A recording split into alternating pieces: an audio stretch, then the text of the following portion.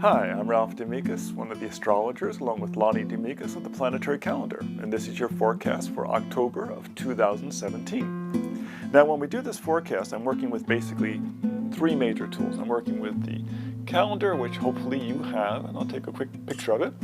It's October. I'm working with the charts. We primarily use the lunation charts, full moon, new moon. I'm working with the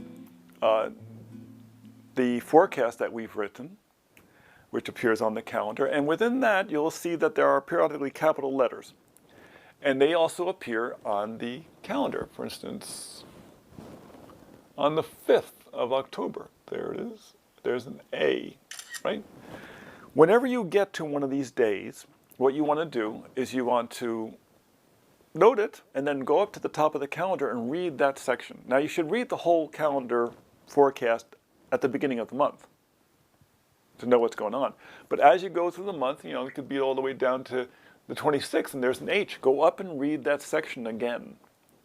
Because something's going on.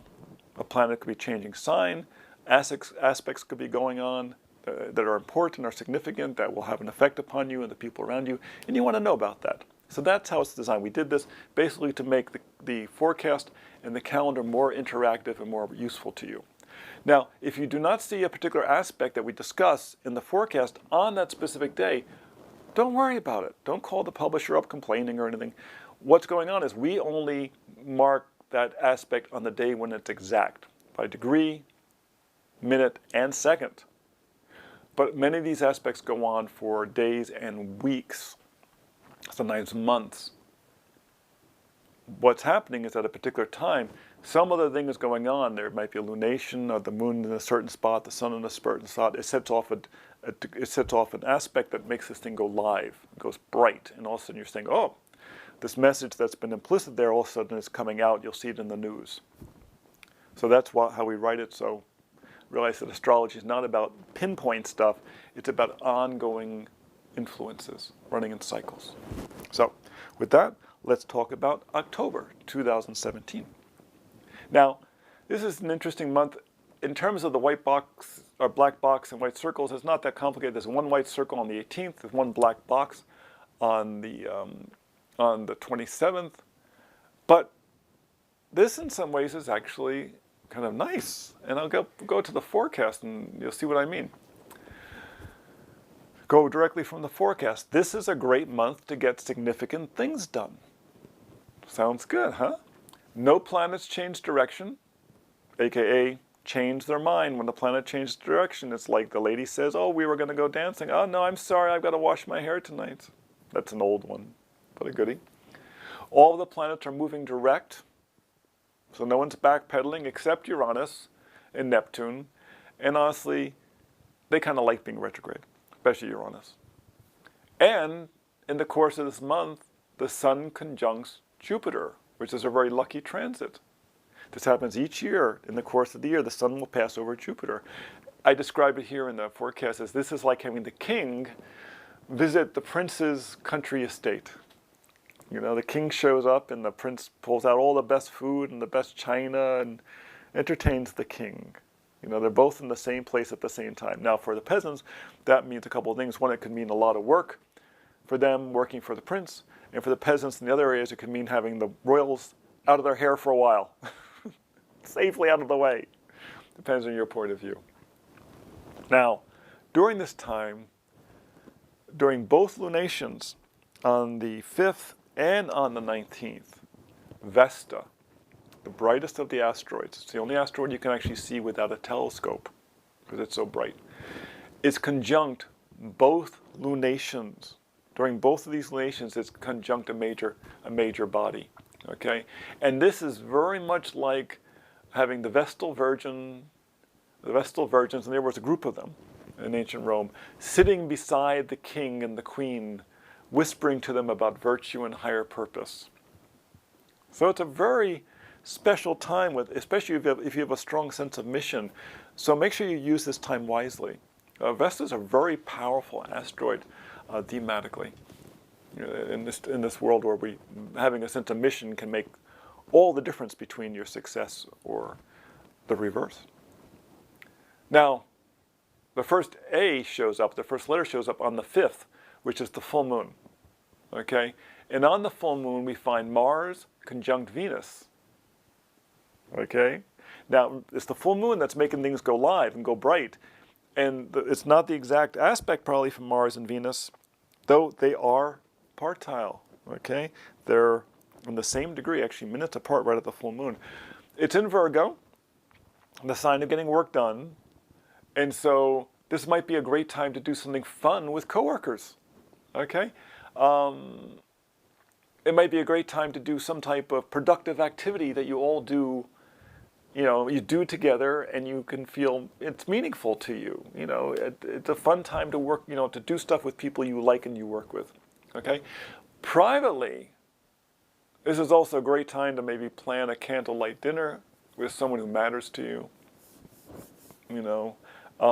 Kind of a time away from everything, kind of a refuge for the two of you. Now, the next letter is a B, and it's on the 9th. And this is the Sun Trine Moon. Okay? This is the Sun Trine Moon after the full moon. And this is the fruition time. It's the fruiting time. It's the time when all the energy that went light and bright during the full moon now is going into the fruiting stage. Well, the plants, it's the fruit that matters. The flower is great. The fruit matters because the fruit is the seed. Now, for the animals that depend upon, including the humans that depend upon the plants, the fruit also matters. So it's an important time for us. But that trine, sun moon trine after the full moon is the one that really matters. And that takes place on the 9th. So it's a great time to bring projects to fruition. Okay? So if you've been working on, aim for that as your time to kind of get everything on the table. Now, on the 10th, this is a biggie, okay?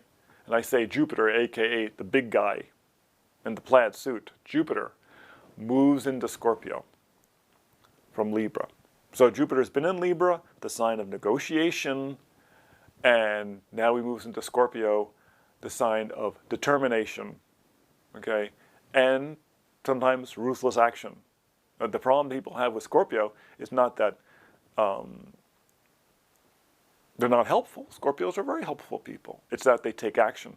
It's a Mars-ruled sign. Traditionally, Scorpio ruled Mars, or rules Mars. It's the feminine sign of Scorpio. It's one of the reasons why people with Mars and Scorpio, it's a very effective sign in their chart. But it can be ruthless, okay? Because they know what they want and they go for it. Now, how intensely Jupiter plays this out in the course of the year, and you're going to want to watch this, okay? Because Jupiter and Scorpio is a strong position, but how intensely that plays out is going to change in the course of the year, because it's dependent upon the position of Mars.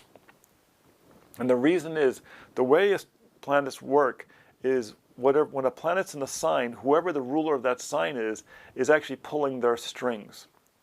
So in this situation, when Jupiter goes into Scorpio, Mars is pulling Jupiter's skin. So when Mars goes into, a nice, gentle, kind sign, then it's time for a kinder, gentler Jupiter.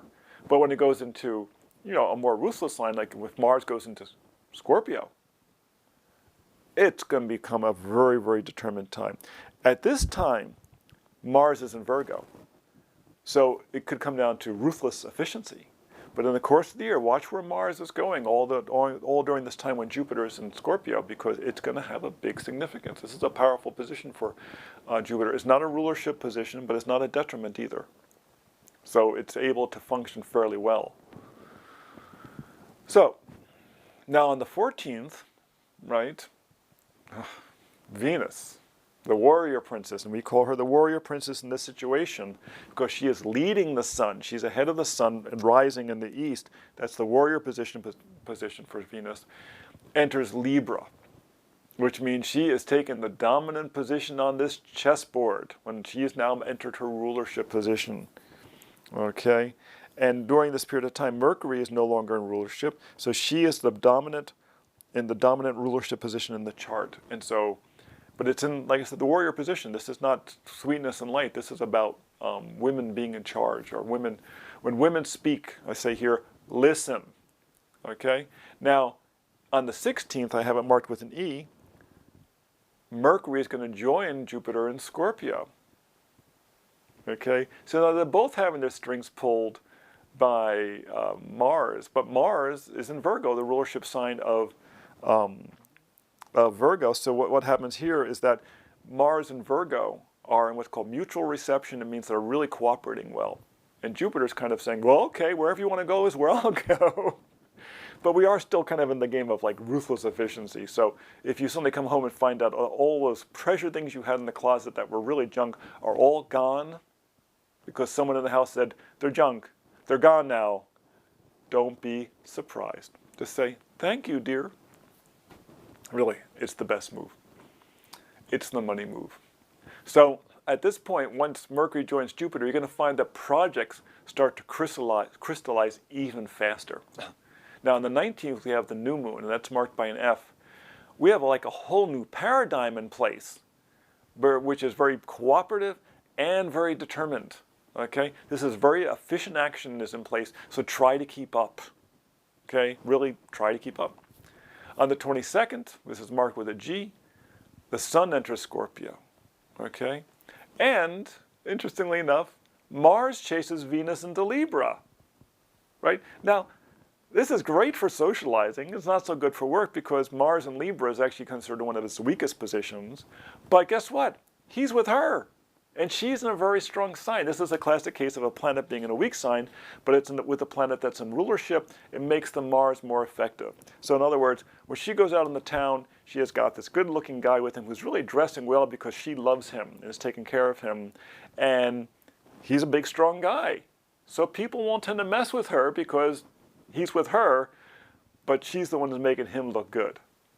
Understand? So at that time, you know, take the time to socialize. Use that energy. You know, all work and no play, and so forth and so on. Now, on the 26th, this is marked with an H. The Sun conjuncts Jupiter. The Prince and the King are having lunch. So just take the day to feel good. Really, just take the day to feel good. It's also a really good day for visioning, by the way, because you have the heart energy and the vision energy together.